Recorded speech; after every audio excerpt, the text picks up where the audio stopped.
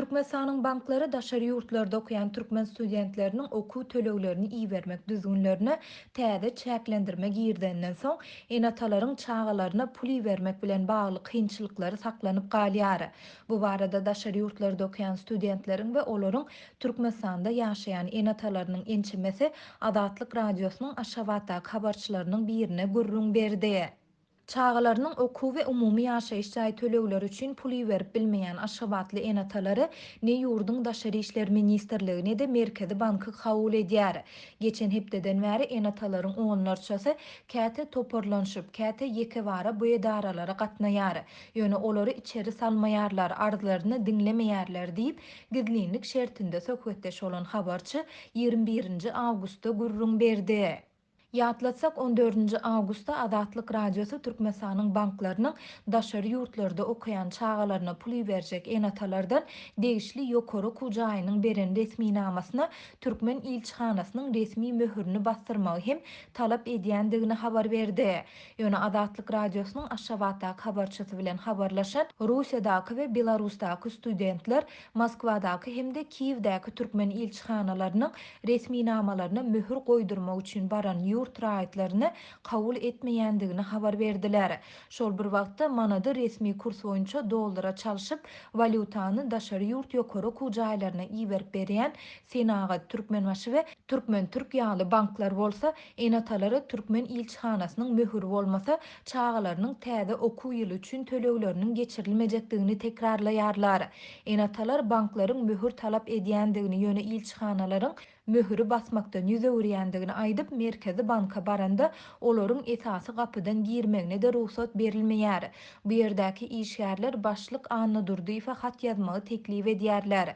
Kätede sentýabr aýyna çenli garaşyň diýärler diýip habarçy enatalara salgylanyp aýtdy.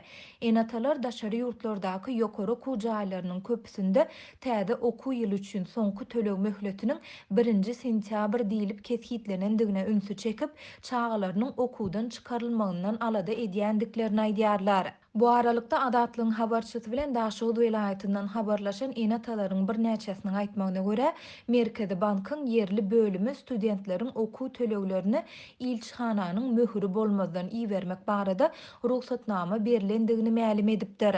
20 awgustda ýerden 20den gowrak adam Merkezi Bankyň ýerli bölümine bardy. Olara bu meseleniň Merkezi Bankyň baş edarasynda entek düzgünleşdirilmändigini aýtdylar. Soňra enatalar şäher prokuraturasyna bardy. Bu ýerde olara bu meseleni Merkezi Bank bilen Daşary işler ministrligi öz arasynda çözüp bilmeýär diýdiler. Şol güni giýişlik enatalar Merkezi Bankyň ýerli bölümine gaýtadan bardylar. Şonda olara ilçihananyň möhüri bolmazdan studentlere pul geçirmek üçin Merkezi Bankyň Aşgabatdaky baş edarasyndan ruhsat alandyklaryny aýtdylar diýip habarçy Daşowuzly enatalara salgylanyp aýtdy. Şol bir wagtda da ol 21 awgustda öýläne çenli ýerli banklar arkaly daşary ýurtlardaky çağalarynyň okuw töleglerini iýerip bilen enatalaryň häzirlikçe ýokdugyny hem sözüniň üstüne goşdy. Enatalar günüň ikinji ýarymynda ýa-da öňmüzdäki hepde pul iýerip bolar diýip umyt edýärler diýip habarçy bellidi. Adatlyk radiosynyň ýokarda aýdylanlar barada ýurduň daşary işler ministrliginden, Merkezi Bankyndan we onuň Daşowuzdaky bölüminden kommentari almak boýunça eden ýygyderli synanşyklary häzirlikçe netije bermeýär. 2016-njy ýylyň ýanwarynda Türkmenistanda valyutanyň resmi sowdasy ýatyrylandan soň ýurtda dollaryň 2 resmi we gara bazar narhy emele geldi.